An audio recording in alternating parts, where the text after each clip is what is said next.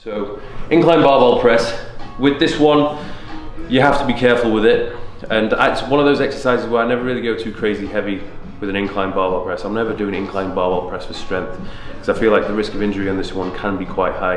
And this is one where I really will flare the elbows, because we're trying to focus the upper chest here, right? So obviously we need to get ourselves into position. Most of the time you're doing an incline barbell press, you can't really change the angle of the bench. It is what it is.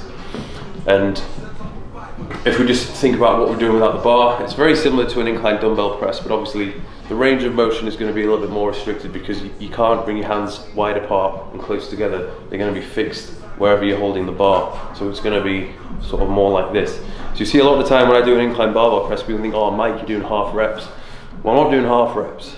Well, I kind of am doing half reps, but I'm going through the working range, okay?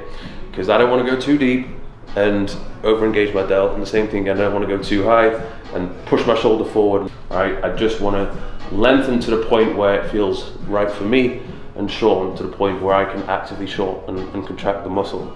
Now, how deep you go is going to be dependent upon the individual and how mobile their shoulder is. So a test to see what this should be for you is just to imagine you're holding the bar and just come down to where it feels sort of comfortable for you. So for me, that's here. And you notice, look how high up this is, right? You imagine putting an invisible hand here. So imagine, yeah, so that's where, maybe a little bit lower to be honest. So that's comfortable for me. The bar's gonna finish here, so it's almost like a fist above my chest. I don't wanna go any lower than that. Get yourself into position, pinch back the shoulders.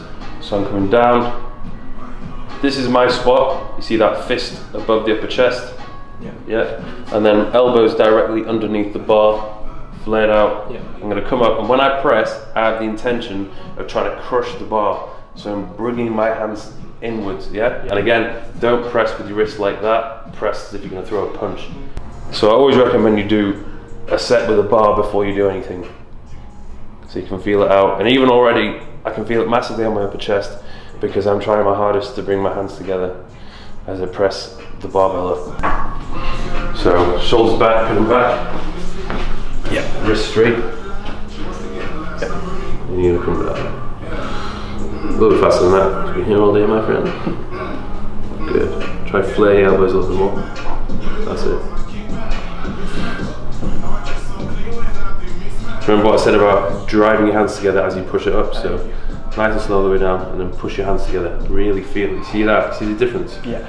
So the more effort you put into that, the more you're gonna feel it.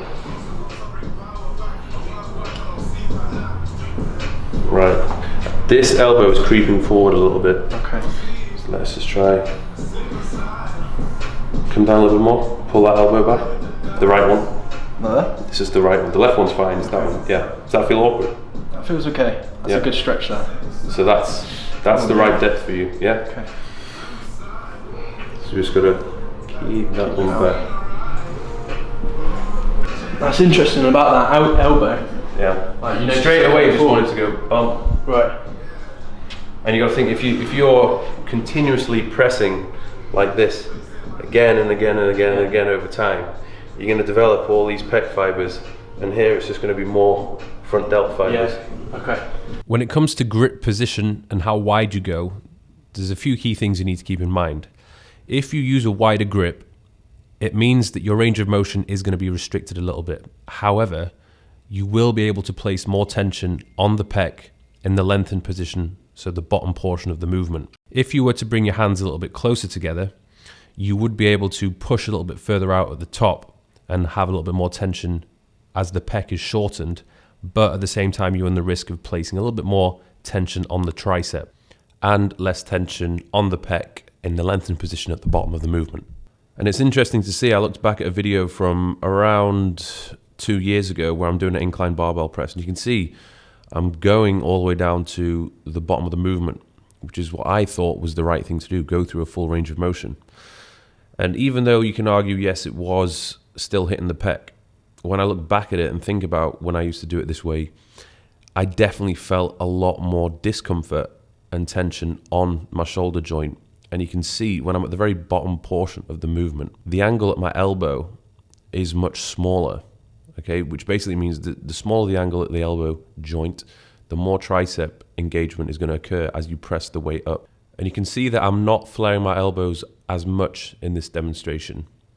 So if I point my elbows inwards a little bit, it will allow me to go deeper, and it could allow me to go heavier as well.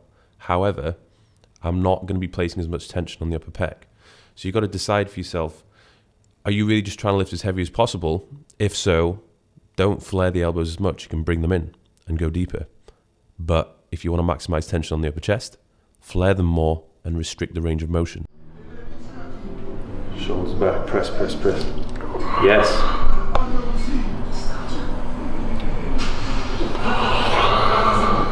And again. One more. Elbows back. Good, good, good. Nice. That was a really good set. Have you ever done it like that? No. Typically, I think my elbows are a lot more flared out. Well, but I think when you do it, you bring them in more, do you say? Yeah, for sure. Yeah. No, I'm not used to having them out there so much, so it is a bit uncomfortable, but you get the stretch is greater. And that's the thing, you just got to be careful with it. Yeah. So I'm not trying to tell everyone to flare their elbows to the max and lift stupidly heavy weight, because you are more than likely going to ruin yourself doing that. You have to be very, very careful. But you can see that's why I don't lift daft weights.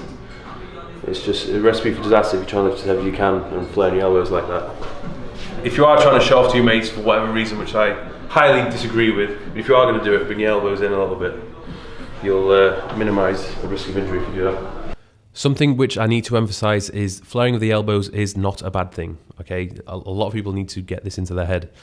Assuming that you're staying within your active range, i.e. you're not going too deep, if you shouldn't be going too deep, and you're not protracting your scapula at the top of the movement, and obviously you're doing the movement in a controlled fashion, you're not lifting too heavy, you should be okay.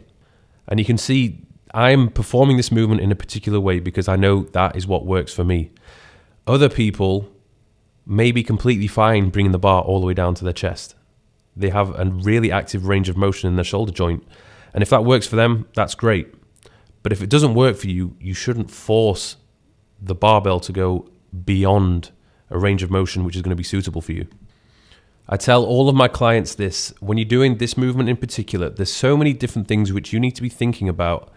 You need to do the movement slowly in order to keep everything in check. If you try and do this too fast, too explosive, you're just not going to have the mental capacity to tick all the boxes which are required to effectively perform this movement and hit the upper chest. 7. Up.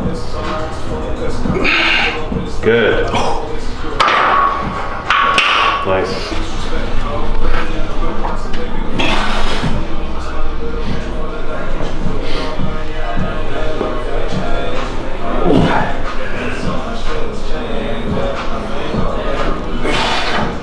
One thing I want you guys to look at is just look at the state of my face, okay?